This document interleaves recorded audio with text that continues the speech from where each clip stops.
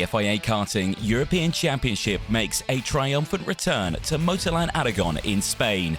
It's been 10 years since the FIA kart racing has been around the Aragón circuit, and this time it's the first appearance of the KZ categories on track. The majestic 1.6-kilometre long circuit that was last used by the CIK FIA between the years 2008 and 2013. That was for the direct drive categories. The track flows around 15 frantic corners, which the field will have to negotiate. With 155 drivers registered for the Alcanith event representing 29 different nations, the challenge is most definitely on for the three categories. After its debut in 2022 at the International Super Cup, KZ2 Masters is back, and not just for a one-off, it's back for the European Championship. The category that's aimed for drivers aged 35 years upwards has been a huge success and will continue its European Championship title for the foreseeable future, with drivers such as Gandolfi, Anthony Abbasse and multiple champion Davide Foré. KZ and KZ2 are back for another action-packed season as well. The KZ2 grid sees the largest group of the weekend. In KZ, 2023 champion Daniele Albanese returns to the Premier category. The pressure is on though, as the KZ field contains an incredible 9 former world champions. Who will be on top under the Spanish sun at MotorLand Aragón?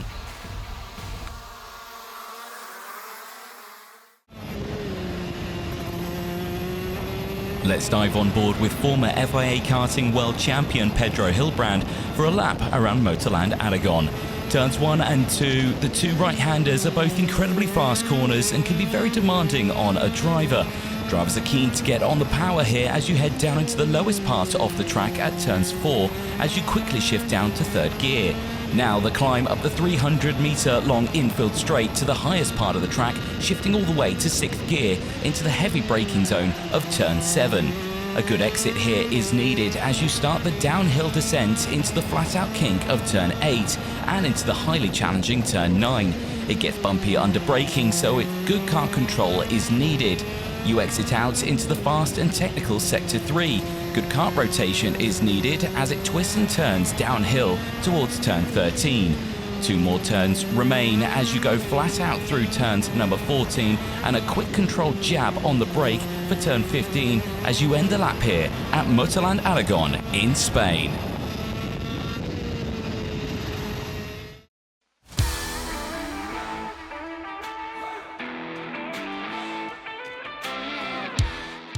For the first time since the class's debut in 2022 at the FIA Karting International Super Cup, KZ2 Masters now stars as a full European Championship for the first time and for the foreseeable. The KZ2 Masters class is open to drivers aged 35 years and above, with the technical regulations set nearly identical to KZ2. It makes it a great class to step up into. This series has brought drivers from far and wide, and also years gone by. After a 20-year absence, Gandolfi returns. But on pole for the final, it would be Anthony Abbasse for France, with Davide Foré starting alongside with Haublin and Profico on row 2. With the first final of the year being the most anticipated for the class, all eyes were set for the start. Multiple champion Davide Foré managed to get the jump on Anthony Abbasse. Haublin held on to third as the field began the 18-lap final. Drama would strike further back at the field, with Valerio picking up heavy damage to his Sodi kart. Lap 3 and a bold move into turn 1 saw Alessio Lamartina getting past Riccardo Nallen, the Italian moving up to P6. Later on lap 3, Ibrahimov would also see the end of his final from the sidelines. After leading for the first 3 laps, Davide Foré became under attack from Anthony Abbasse, the Frenchman going for the lead into turn 7. A brief squeeze on the exit curve gave Haublin the chance for second, but Foré would hold off for now as the top 3 continued to break away from the rest. A lap later, the Croatian would get a second chance for P2, this time with a brave move down the inside at turn 4, which caught many off guard, including Davide Foré. But Foré, not being one to give up easily, P2 was still not safe, as the two went wheel to wheel once again at turn 7. The raw speed from Foré showed with this amazing move at turn 7 to claim back second place. De Castro and Frasco got a little too close for comfort on lap 5. the two coming together at turn 9, but both able to restart. Lap 8 and I started to focus back on Riccardo Nallon, who was starting to climb back up the order again. The Italian's pace was back on form. Just as everyone thought the top 3 were safe, a lone Thomas Mick was starting to close in behind. The battle for the podium was starting to develop at the halfway point of the race, but all Anthony Abbasse could do was focus on the road ahead. The battle was on behind, as Nallon and now La Martina had both gotten past Profico, who was now on the back foot. Andrea Spagni was another to get past, but this time into turn 9. All the overtakes brought Joran Boss into play, with Profico dropping to P8. With the race nearing the end, the fighting was starting to heat up. Lap 16 and the battle for third was on. Christian Haublin, who until this point was running comfortably in third, was now under pressure from Thomas Mick behind.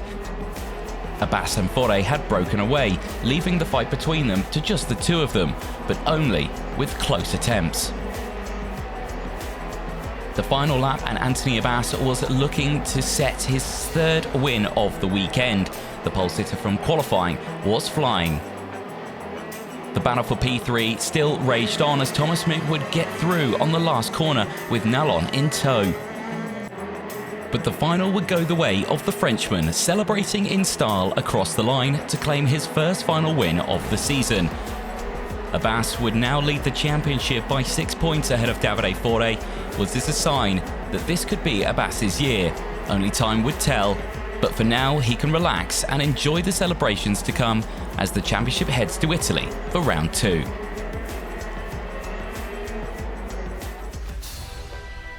The top 10 in KZ2 Masters is Anthony Abbasse ahead of Davide Fore and Riccardo Nallon, followed by Christian Haublin, Alessio Lamartina, Joran Boss, Andrea Spagni, Roberto Profico, Bryce Gay, and Thomas Mick.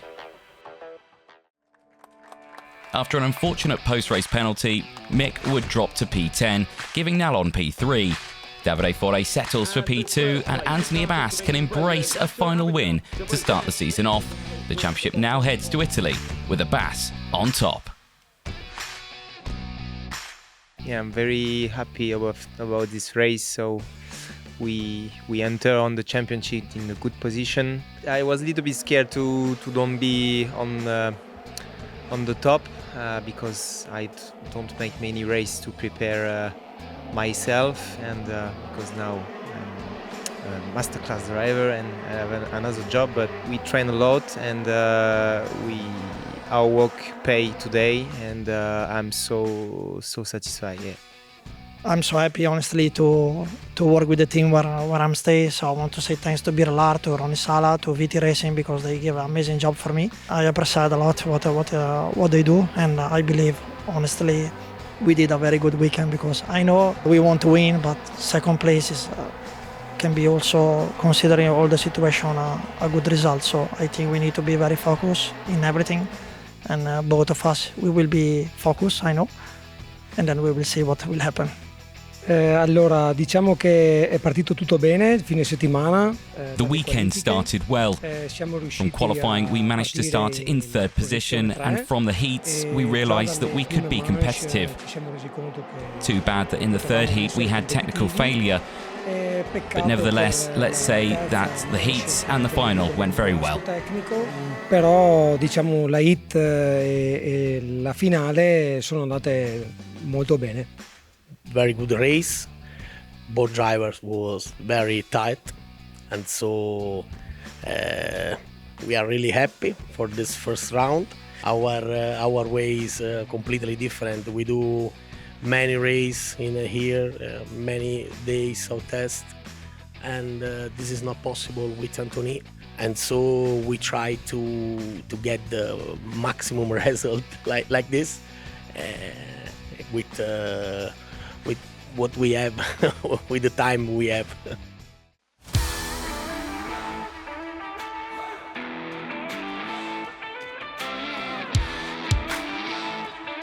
KZ2 in 2023 brought out the best in many drivers and teams, and at last year's season opener in Zuera, it brought out the very best in Alex Powell after an epic final performance in the Spanish sun. The fight was still on though, as the championship concluded in southern Italy at Sarno, which brought out the mighty Italian team Virile RT. With the lockout podium, the season was over and Freddie Slater was champion, winning the event by just a handful of points. Virile were the team to beat in 2023, but would it be a similar story in 2024? Only time would tell, as the season kick-started in MotorLand Aragón, and after a very busy weekend of racing, CPB Sport looked to be the team to beat with Sodicart chassis and with Matteo Spergel, who had done everything he could to be on pole for the final. They would need to be careful though, as the Virile team was also back in 2024 with Artem Sevrukin and Daniel Vasile also close behind. But with Spergel on the front row and Sevrukin alongside, it was a waiting game to see who finishes first.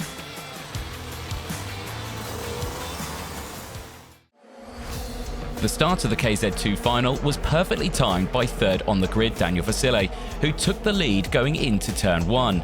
Spergel slotted into second as Sevrukin battled for the spot himself, and then settling for third place. The start wouldn't go well with two of Spain's home racers. Josep Vey and Yanis Savico were both out on the opening lap after heavy contact on the exit of turn 2. Lap 4 and something had clicked in Spergel's head after this monumental move into turn 7 for the race lead. This overtake kick-started an incredible chain reaction that brought nearly the entire grid into play. With Vasile not backing down, the two would go wheel to wheel for the next lap to decide the leader of the race. Turn 13 saw what everyone thought was the last move for the lead, but how wrong they were as the fight raged on. With Spergel outbraking himself into turn 15, he left the door open on the exit, allowing not only Vasile back through, but also his teammate Sevrukin. After all the fighting for the lead, it was Virile 1-2. With all the excitement happening at front, it was heartbreak at the back with Maximilian Schleimer out of the race. Lap 7 and Timo Jungling now had closed in and had taken P3. This then formed a trio of Sodis, including Spergels and Schurman, now trying to close in on the leading Viriles. However, teamwork didn't make the dream work, and the three started to battle as soon as Jungling had gained. He had then lost out, which in turn gave Matteo Zanchi the opportunity to attack Maxim Orlov, which then also opened up a move on Paavo Tonteri. After all the fighting, Jungling had dropped to P6 and was having to defend from Tonteri in the CRG. Zanchi, Licati, Jungling and Kayak were all giving the spectators a fantastic race to watch on lap 10, with Zanchi gaining the most and moving up to P7. Then a heart-in-mouth moment for Tim Licati after kicking up the dust on the exit of turn 8, his kart control saving him from a big moment. Nacho Tunion then got an opportunity on Marcus Kayak and moved himself up into the top 10. Through the odds, Spergel's space meant that he had closed in on the leading two, and on lap 11 went for the move. After only just getting back into the top 10, disaster then struck for Tunion. He was out on lap 12.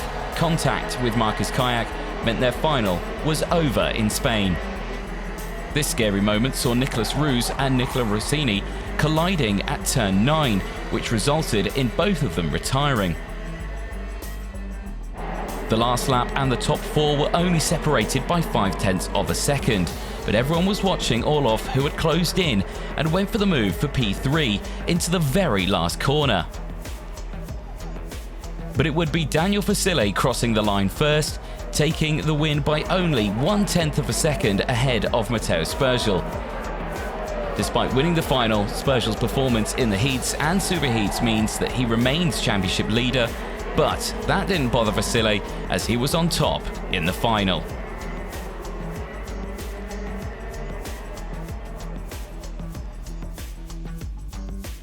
The top 10 at the end of KZ2 is Daniel Vasile ahead of Matteo Spergels, Maxim Orlov followed by Matteo Zanchi, Kasper Schurmans and Paavo Tonteri, Marek Skrivan from Albin Strösen, Robert Kindervater from Yaroslav Shevchalov. After Maxim Orlov's incredible gain of 13 places, he could be happy with third place. For Mateusz Bergel, he leaves Spain the championship leader. And for Daniel Vasile, he leaves with a great feeling of achievement as we head to Italy for round 2. Well, of course, I did enjoy it. It was a really hard one. The conditions were really difficult with the new tire and everything, but I think we figured it out. Maybe we weren't the fastest, or for sure we tried our 100%, but we fight for it together. Yeah, of course, we really had the pace for the weekend. We were really fast in the heat and also in the super heat. But yeah, in the final we try a different setup. But yeah, it was not really the best things to do. So yeah, we saved the result with a P2. So yeah, it's a good thing for the championship. Yeah, thanks. It was an amazing final. A lot of sometimes nervous, and I just keep cold mind.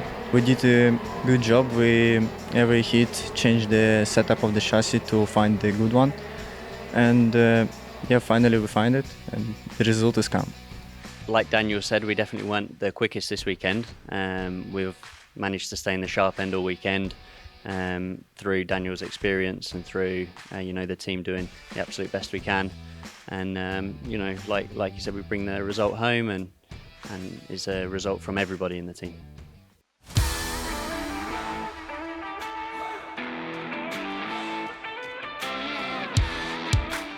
This is the premier class in international short-circuit racing. And last season for the KZ, the season kick-started with Jeremy Iglesias winning in Zuera, beating both Matteo Vigano and Senna Van Walstijn. The championship was set as the field headed to Italy for round 2 in 2023. In Sarno, it was all about Danilo Albanese. After scoring maximum points in the heats, he was starting on pole. But the final would go to Victor Gustafsson, with the championship going to Danilo Albanese. His eyes were fully focused on 2024. Back in Spain for the start of the 2024 season, and at the MotorLand Aragón circuit, the field was set after the qualifying heats phase. Final winner from Sarno, Victor Gustafsson, would be starting on pole, with the close company of Senna Van Walstijn. Pole sitter from the superheat Tom Louier would start on the second row, with last year's champion Albanese in P4. The pressure was building before the start of the final, and the Spanish sun wasn't holding back on any of the drivers in the KZ class.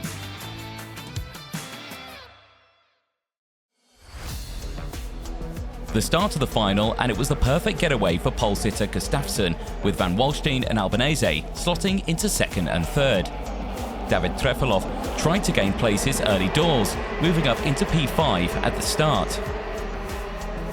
The first change of the lead happened into turn 9, Senna Van Walstijn diving to the inside of Gustafsson on the opening lap of the race. Albanese would just hold on to third place. A lap later, Albanese would then make the move on Gustafsson into turn 4, the Italian moving into second place.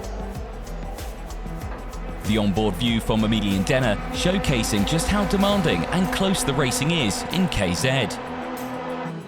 Later, Stan Pex would get the chance to move up, getting past Trefilov, who would later finish the race in P22, the Maranello driver not having the final he wanted and struggling in the opening laps of the race.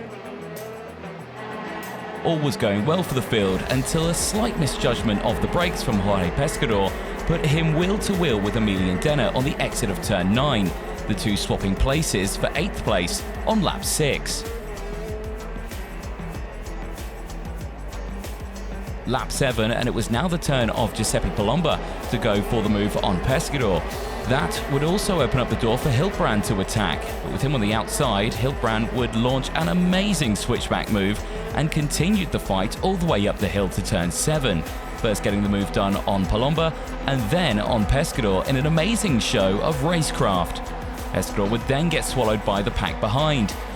The same fight would still rage on, with Pescador desperately trying to hold on, as De Conto and Carbonell joined the battle that continued to rage on for the next few corners.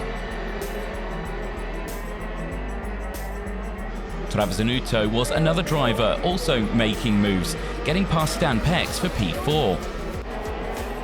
Eyes once again started to focus on the leaders as Danilo Albanese had closed the gap. Senna Van Walstijn wasn't going to let up easily and maintained a consistent pace that kept Albanese at bay. Then disaster had struck for the pole sitter on the superheat. Tom Louillet was out on lap 12 after a mechanical failure. It was heartbreak for the Frenchman. The view from Denner's car told the story on the exit of turn 9.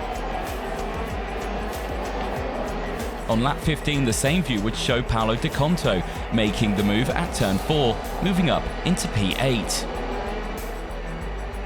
Lap 16 and the battle for third was on, with the first move coming from Travasanuto. Outbraking himself, Gustafsson was able to hold on to the exit, but turn 2 would prove too much, as through would go Travasanuto, moving himself up into the podium places. The final lap, and this was what was left of Trevorlof's kart after an off-camera incident. But clear by over 1 second, it would be Senna Van Walstijn taking the first final win of the season. The Dutchman leading the championship by 10 points and looking to take his first FIA title in KZ as the grid heads to Italy for another new circuit on the calendar in 2024.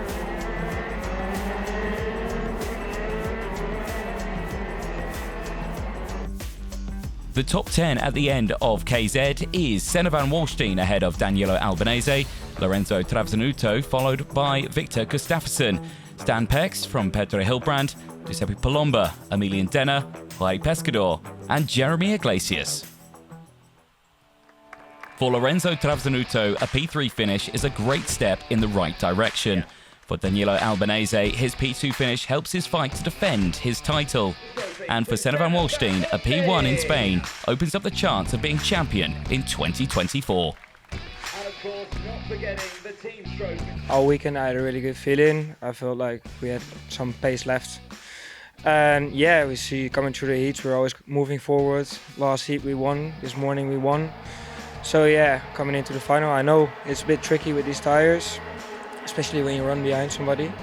So I wanted to pass Victor as fast as possible, which worked out well. And then yeah, just managed the tires throughout the race. Danilo was pushing a lot behind me, so it wasn't easy to stay focused and to stay calm. But yeah, especially towards the end of the race, I think I had good pace, and then we managed to bring it home. So I'm really happy with that. Ma allora partiamo che abbiamo fatto subito. We had a very good weekend. Now Valparaiso is next, but the championship is long, and even though there are only 2 races, there are still many points at stake, and we will try to defend the title in every way we can. Let's see how it goes in Val Vibrata. In tutti i modi e vediamo come andrà Val Vibrata. It was great, but I've been quick the whole week, but I couldn't put things together, and it's been a while since my last race. It was the World Championship last year, so it wasn't like, honestly, I could not put things together, which was a bit frustrating, but I knew that honestly I was already really happy with the speed, and I feel like even the team deserved more because the package was really wonderful. But it was also for me a bit to catch up on the experience of doing the starts again, the fights again. Like honestly, I was a bit, I would say, lost, but out of sync with the race itself. So it took me a while. Honestly, this is more than I thought, considering all the training. First of all, I really want to say thank you to also G-Kart Factory. They give us, to be honest, like the best package for this weekend. You can see in both category who was the faster. So yeah, really happy with the result, really happy. But now we really need to stay focused, to work hard for the last round. Because 2 years ago we win both of the rounds, but Danilo was European champion, so we're not gonna let him now to be the next one. So yes, I'm really happy and grateful for everyone. With the first round of the 2024 season for KZ categories over, the drivers can reflect on a job well done. In KZ2 Masters, Anthony Abbasse leaves Spain on top in the championship standings, closely followed by Davide Fore and Christian Halblin. In KZ2, Daniel Vasile wins the final in spectacular fashion after what was a very challenging weekend for the class, showing that the Birelli team have what it takes in 2024. And in the KZ category, Senna Van Walstijn opens the championship with a points lead of 10 heading to Italy, but with Gustafsson and Albanese not far behind. With the championship heading to Italy next, it's unknown who will be crowned champion. All we know is it's going to be close.